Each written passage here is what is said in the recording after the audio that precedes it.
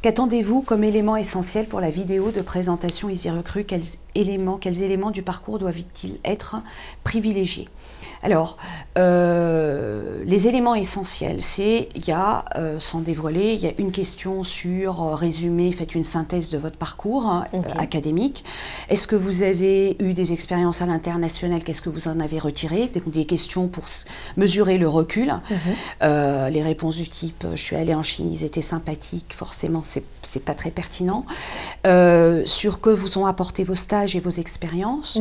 Est-ce que vous avez de la curiosité sur l'actualité économique et financière, donc un exemple, et quel projet professionnel vous avez pour souhaiter intégrer ce master. Alors, j'ai plusieurs questions. Sur la partie internationale, vous posez la question, ça veut dire que quelqu'un qui n'aurait pas d'expérience à l'international, autre que des voyages touristiques, n'a pas grande chance de rentrer dans le master? Non, ça a aussi l'objectif de dire que j'ai une ouverture sur les autres. C'est-à-dire que même à travers des voyages touristiques, de pouvoir dire j'ai pas eu l'opportunité de pouvoir faire un stage, il y en a certains qui ne le peuvent pas parce que, par exemple, les universitaires, mais de pouvoir dire voilà, je suis allée à tel endroit et voilà ce que j'ai apprécié, voilà ce qui est ressorti, permet aussi, c'est aussi une question, certaines questions sont là pour permettre de démontrer que j'ai une capacité, que le candidat a une capacité de recul et une ouverture sur les autres.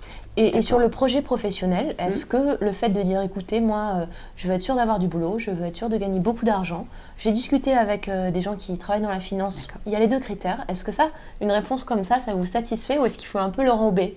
Alors, dire, je veux un métier, je veux du travail et un travail plutôt qui me permet de gagner beaucoup d'argent, je ne trouve pas en quoi cela est honteux ou discriminant.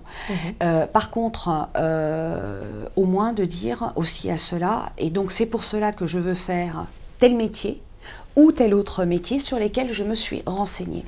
Pourquoi le projet professionnel est important? Je vous l'ai dit, c'est 8 mois seulement de cours.